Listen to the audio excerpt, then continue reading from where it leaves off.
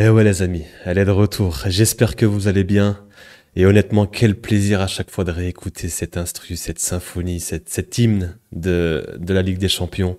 Merci à Tony Britten qui l'a composé en 1992. Incroyable, je ne sais avec quels instruments, du violon, de la trompette, etc. Mais j'ai toujours de la chair de poule et des frissons quand je l'entends. Les amis, j'espère que vous allez bien. On se retrouve forcément pour ce thème et ces nouvelles journées de Ligue des Champions, la journée 7 et la journée 8 qui vont arriver. Ouais, clairement, il y a des très très beaux matchs qui nous attendent. On va checker ensemble les matchs à venir de cette J7, les matchs de mardi et mercredi, bien sûr. Donc, qu'est-ce qu'on a? On a un Monaco-Aston Villa qui, à 18h45 en ouverture, qui peut être très très intéressant pour le top 8, même si Monaco a un peu dégringolé. Atlético Madrid et Leverkusen, plutôt pas mal aussi, assez sympa cette affiche. Benfica Barcelone, un déplacement pour le Barça très très compliqué au Stadio de la Luz. Et puis il y a les Lillois, nos amis du Nord qui se déplacent à Anfield. Là aussi ça peut être très très compliqué pour eux, sachant que Liverpool est premier de Ligue des Champions au classement. Pour les matchs de mercredi, Leipzig Sporting, ouais, anecdotique parce que Leipzig a 0 points en 6 matchs. Ensuite, on aura des matchs ici et là. Le Real Madrid qui va réceptionner la réception de Salzbourg. Le Real Madrid qui est en mauvaise posture. On fera une vidéo sur eux aussi. Mais c'est vrai qu'ils sont pas très bien classés aussi. Mais forcément, le match qui va nous intéresser, c'est celui-là, les gars. C'est ce match-là, coup près. Les deux équipes sont sur le coup d'une élimination, pardon. Ouais, c'est très très compliqué pour ces deux équipes en Ligue des Champions. On peut voir au classement, City est 22e, le PSG 25e à un point d'écart. On va essayer de revenir sur ce match, voir un peu qu'est-ce qui peut se passer, les dynamiques, les enjeux, les compos probables et je vous donnerai sûrement mon prono en fin de vidéo.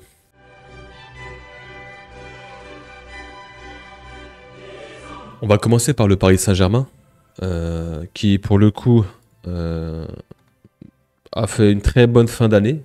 Le Paris Saint-Germain qui en Ligue 1 comme d'habitude est très à l'aise, pas trop de soucis en Ligue 1. Hein.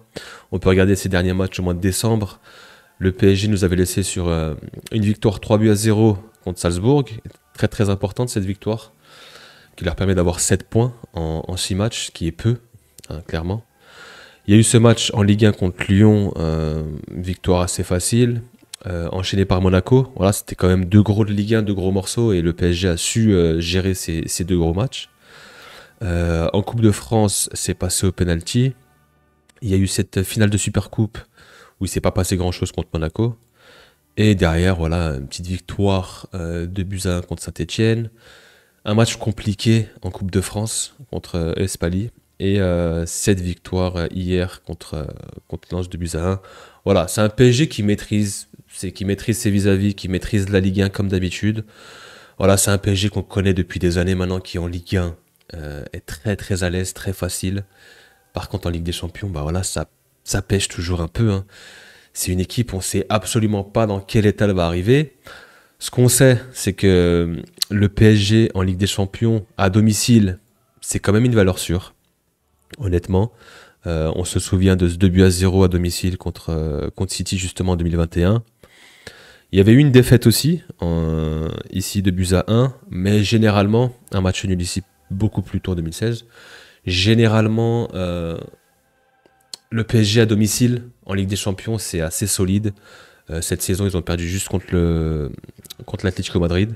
Voilà, c'est un match qu'ils ont maîtrisé de A à Z et il y a eu ce but en fin de match, ce braquage, ce vol. Et voilà, ça fait partie du football. Voilà, la dynamique du Paris Saint-Germain en Ligue 1 est très bonne. En Ligue des Champions, on ne sait jamais quel visage on va retrouver. Mais voilà, à domicile, c'est souvent une valeur sûre. Donc ça, c'était pour le Paris Saint-Germain.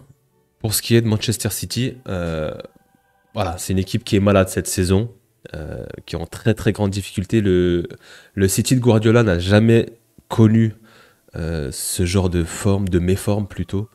C'est une équipe qui, clairement, on peut regarder les dernières prestations, mais voilà, ça avait commencé en fin octobre avec Tottenham, cette défaite en EFL Cup. Tu peux te dire que c'était un accident. Derrière, en Première Ligue, encore un revers à Bournemouth. Cette claque reçue par le Sporting, 4-1, Amorim était encore le coach, il me semble.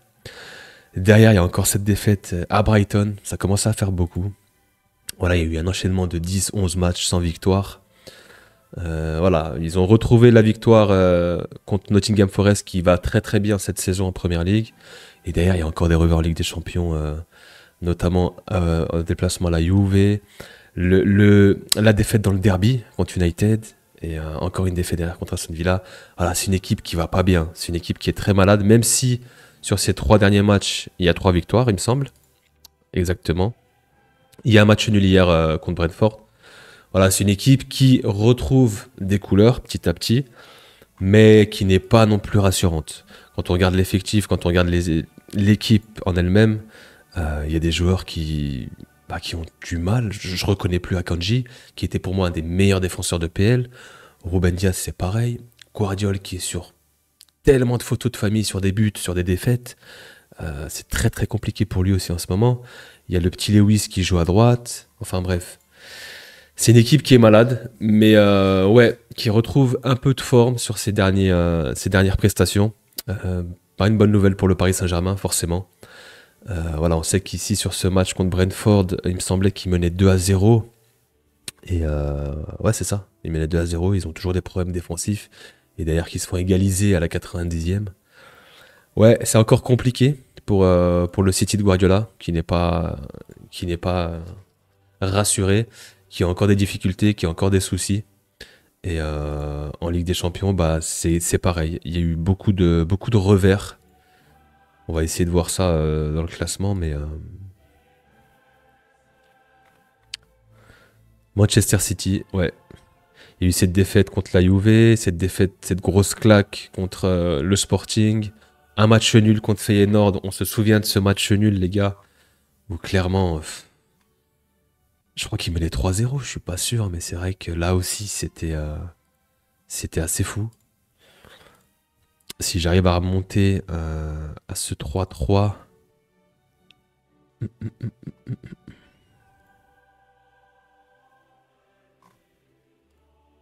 ici,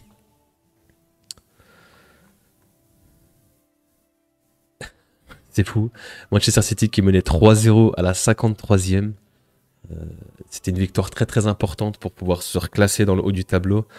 Et derrière, ils ont craqué. Ils ont craqué en 10-15 minutes. Ils se prennent 3 buts. C'est ouais, une faute professionnelle. Je me souviens de ce match, je l'avais regardé, mais il y avait le feu. Et encore, ça aurait pu finir 4 ou 5-3 pour Feyenoord. Il y a eu des très très grosses occasions. Ouais, ce City a des problèmes défensifs. Surtout qu'offensivement aussi, ça marquait plus trop. Et en plus de ça, défensivement, t'as des grosses lacunes, des défenseurs qu'on n'arrive plus à reconnaître. Donc ouais, c'est un City malade, mais sur ces derniers matchs qui commence à retrouver une forme, une dynamique. Et ouais, c'est pas forcément une bonne nouvelle pour le Paris Saint-Germain.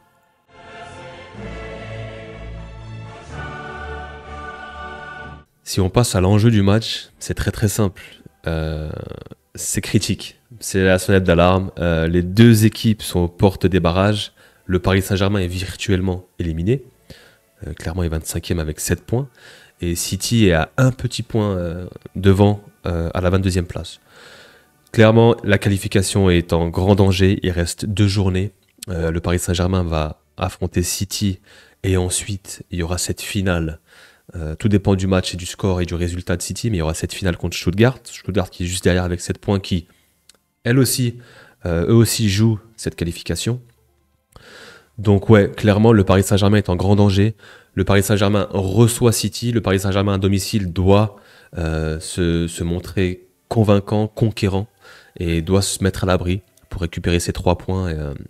Et peut-être qu'avec 10 points, je pense que tu peux faire partie des barrages. Pour ce qui est de Manchester City, bah pareil, ils doivent se mettre à l'abri. Une défaite les laissera à 8 points, et je pense qu'avec 8 points, tu peux sortir des 25, des 24. Donc ouais, clairement, les deux équipes sont au coude à coude. C'est une petite finale avant l'heure, c'est une grosse affiche aussi. Faut savoir que avec ce nouveau format, clairement, on a des très très belles affiches. C'est plutôt sympa. On a eu des finales, on a eu des gros matchs, des grosses confrontations. Il y a beaucoup de matchs, certes. Je me demande comment va se jouer la dernière journée. Je sais pas si ça va se jouer tout en même temps, si les 18 matchs vont se jouer en même temps. Au niveau des 36 équipes, c'est ça. Donc ouais, nouveau format plutôt sympa, mais ouais, c'est vrai que City se doit d'aller faire un résultat au parc aussi, hein. Et pour moi, c'est vrai que le score parfait pour les deux équipes, ce serait un match nul, qui prendrait un point chacun et puis pourrait jouer leur qualif sur ce dernier match. Manchester City, pour son dernier match, va affronter, il me semble, le Club Brugge. Le Club Brugge à domicile, ça peut être une grosse start. Ok, le Club Brugge qui est positionné. Donc ouais, ça peut être très très intéressant. Il y a beaucoup d'équipes à 10 points aussi. Le Real Madrid, c'est pas fait pour eux aussi, hein, ils sont à 9 points. C'est assez fou de retrouver le Paris Saint-Germain, City, le Real, de la 20 à la 25e place. Ouais, je me demande si les trois grosses équipes vont passer ou si une des trois va passer à la trappe.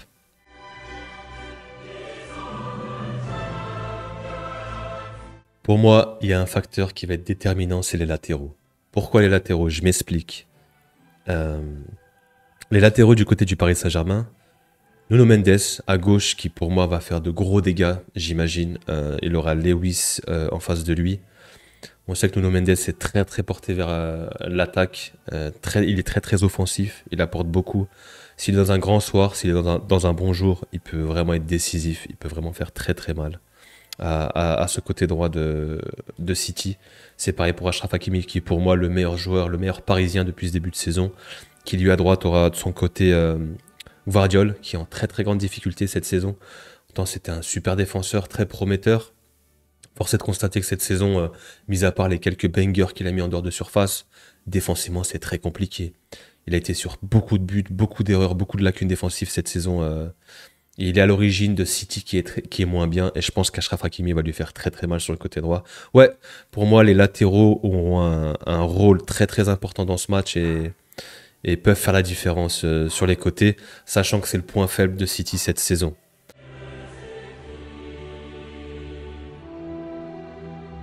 Maintenant, pour ce qui est des compos probables, c'est compliqué de trouver des compos probables, mais sur les dernières dynamiques et sur ce qu'on a vu, City peut jouer de deux façons différentes. Le 3-2-4-1, il me semble que Ruben Dias sera peut-être forfait, je suis pas sûr.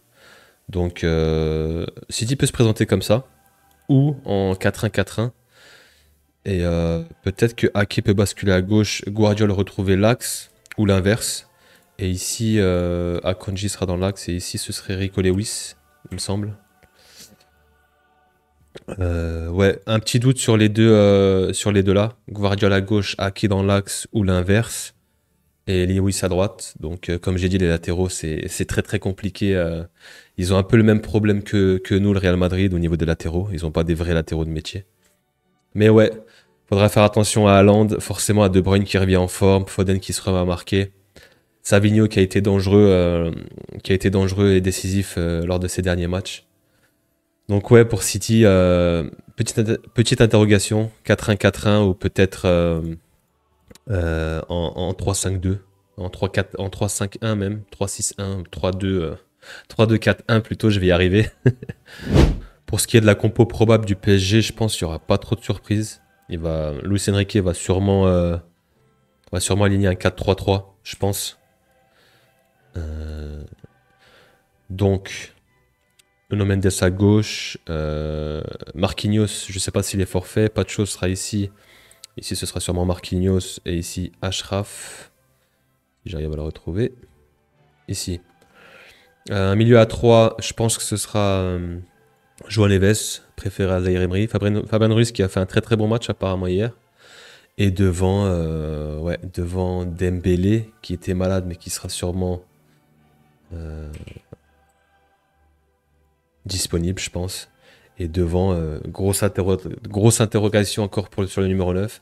Est-ce que Ramos va jouer? Est-ce que ce sera Lee? Est-ce que ce sera Asensio? Est-ce que ce sera Doué, Barcola à gauche? Franchement, aucune idée, les gars. Aucune idée.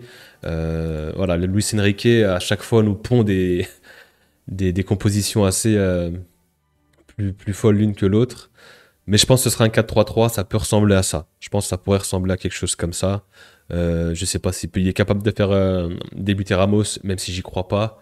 Et il peut y avoir un Lee aussi. Il peut y avoir un Lee qui lui apporte satisfaction de temps en temps. Mais en tout cas, ça ressemblera à un 4-3-3, je pense.